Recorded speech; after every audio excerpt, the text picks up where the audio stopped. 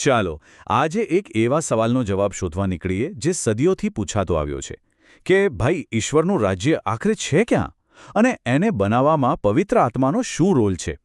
આપણે આખી વાતને જે સ્ત્રોત સામગ્રી છે એના આધારે જ સમજવાના છીએ.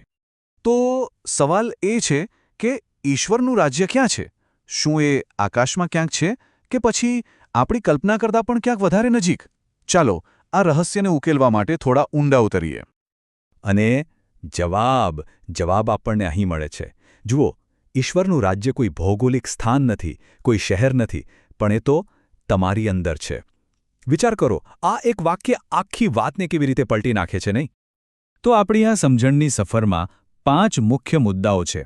આપણે જોઈશું કે ઈશ્વરનું રાજ્ય શું છે, કાયદાની મર્યાદા શું હતી, આત્માની શક્તિ કેવી રીતે કામ કરે છે, વિજયી બનવાનો માર્ગ કયો છે, અને છેલ્લે વચનની મોહરનો અર્થ શું છે. ચાલો તો શરૂઆત કરીએ આપણા પહેલા મુદ્દાથી. ઈશ્વરનું રાજ્ય એટલે શું? અને હા, એ કદાચ એ નથી જે આપણે અત્યાર સુધી વિચારતા આવ્યા છીએ. તો સ્ત્રોત શું કહે છે? રોમનોના પત્ર મુજબ ઈશ્વરનું રાજ્ય એટલે કંઈ ખાવા પીવાની વાતો નહીં, પણ એ છે પવિત્ર આત્મામાં ન્યાયીપણું, શાંતિ અને આનંદ. મતલબ કે એ આપણા હૃદયની અંદર પવિત્ર આત્માનું રાજ છે. જરા કલ્પના કરો, જ્યારે આત્માનું શાસન હોય ત્યારે બધી નકારાત્મકતા દૂર થઈ જાય અને આપણું જીવન શાંતિ અને આનંદથી ભરાઈ જાય, જાણે અંદર જ એક બગીચો ખીલી ઉઠ્યો હોય. પણ સવાલ એ થાય કે જો આ રાજ્ય આટલું સરસ છે તો પછી સમસ્યા ક્યાં આવી? એને મેળવવામાં શું અડચણ હતી? તો હવે આપણે વાત કરીશું સમસ્યાની, એટલે કે પહેલા કરાર, મૂસાના કાયદાની મર્યાદાઓની. જુઓ, કાયદો સારો હતો, પવિત્ર હતો, એમાં કોઈ શંકા નથી. પણ એનું કામ શું હતું? એ ફક્ત આંગળી ચીંધીને બતાવતો હતો કે પાપ શું છે.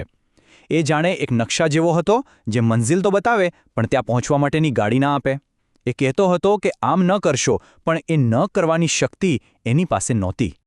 આ વાતને સમજવા માટે મૂસા અને યહોશુઆનું ઉદાહરણ એકદમ પરફેક્ટ છે.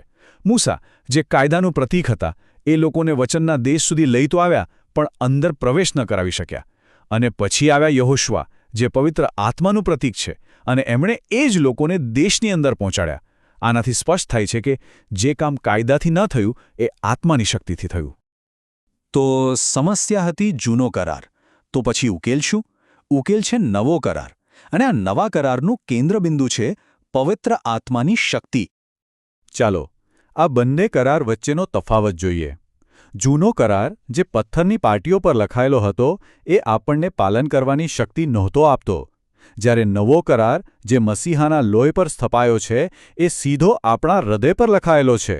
અને સૌથી મોટી વાત, એ આપણને એનું પાલન કરવાની આંતરિક શક્તિ પણ આપે છે.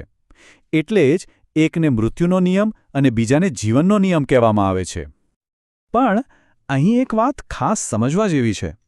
પવિત્ર આત્મા આપણને જબરદસ્તી નથી કરાવતા. આપણી સ્વતંત્ર ઈચ્છાનું સન્માન થાય છે.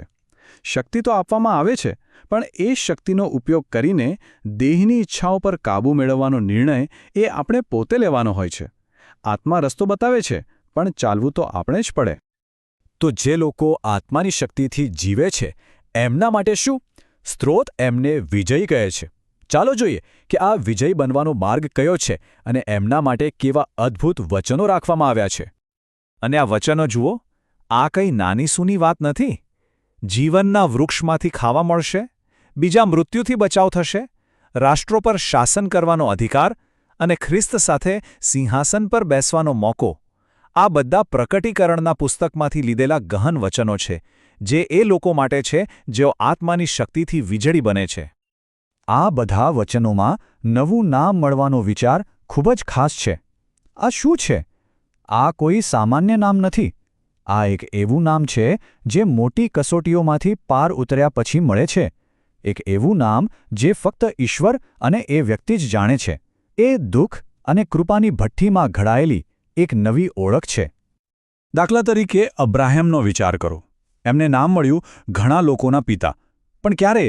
જ્યારે એમને એક પણ સંતાન નહોતો. એ નામ સાથે જીવવું, એનો ભાર સહન કરવો, એ કેટલું અઘરું હશે. એ વાત તો ખાલી અબ્રાહમ અને ઈશ્વર જ સમજી શકે, બીજું કોઈ નહીં. અથવા યાકૂબને જુઓ.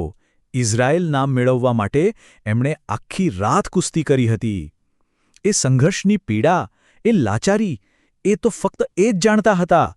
બીજો કોઈ એને કેવી રીતે સમજી શકે?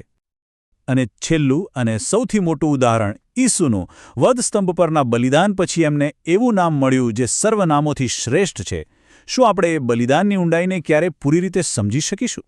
આ બધા ઉદાહરણો એક જ વાત કહે છે કે આ નવું નામ ખૂબ મોટી કિંમત ચૂકવીને કમાવવું પડે છે. અને હવે આપણે આવી ગયા છીએ આપણા છેલ્લા અને સૌથી આશ્વાસન આપનારા મુદ્દા પર, કે પવિત્ર આત્મા આપણા વારસાની ગેરંટી કેવી રીતે બને છે. અહીં પવિત્ર આત્માના બે મુખ્ય કામ બતાવ્યા છે. પહેલું, એ એક મહોર એટલે કે સીલ જેવું છે, જે સાબિત કરે છે કે આપણે ઈશ્વરના છીએ અને સુરક્ષિત છીએ. અને બીજું, એ એક ગેરંટી કે પછી કહો કે ડાઉન પેમેન્ટ જેવું છે, જે આપણને ભવિષ્યમાં મળનારા વારસાની એટલે કે અનંત જીવનની પાક્કી ખાતરી આપે છે. કેટલો અદ્ભુત વિચાર છે, નહીં? આ વિચાર ખૂબ જ ઊંડો છે. જુઓ, અત્તરની સુગંધ ફેલાવવા માટે બરણીનું તૂટવું જરૂરી છે. અંધારામાં પ્રકાશ ફેલાવવા માટે માટીના વાસણનું તૂટવું જરૂરી હતું. મંદિરનો પડદો ફાટ્યો ત્યારે જ ઈશ્વર સુધી પહોંચવાનો માર્ગ ખુલ્યો. એ જ રીતે આપણા અંદર ઈશ્વરની છબી પ્રગટ થાય એ માટે આપણી જૂની દૈહિક ઈચ્છાઓનું તૂટવું જરૂરી છે. અને આ શક્તિ કેટલી મહાન છે વિચારો. જે આત્માએ ઈસુને મૃત્યુમાંથી પાછા ઉઠાડ્યા, એ જ આત્મા, એ જ શક્તિ આપણા નશ્વર શરીરોને પણ જીવન આપશે. આ એ ગેરંટી છે જેની આપણે વાત કરી રહ્યા હતા. આ નવા કરારનો ક્લાઇમેક્સ છે. અને આ આખી વાતનો સાર આપણને આ એક વાક્યમાં મળી જાય છે.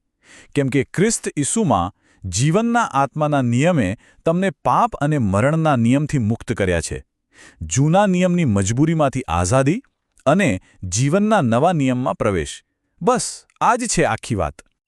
તો આ બધી ચર્ચાને અંતે એક સવાલ આપણી સામે આવીને ઊભો રહે છે. જે ઈશ્વરના રાજ્યની આપણે આટલી બધી વાત કરી, શું એ ખરેખર આપણી અંદર બની રહ્યું છે? શું એનું નિર્માણ થઈ રહ્યું છે? આ એ સવાલ છે જેનો જવાબ આપણે દરેક જણે પોતાની અંદર શોધવાનો છે.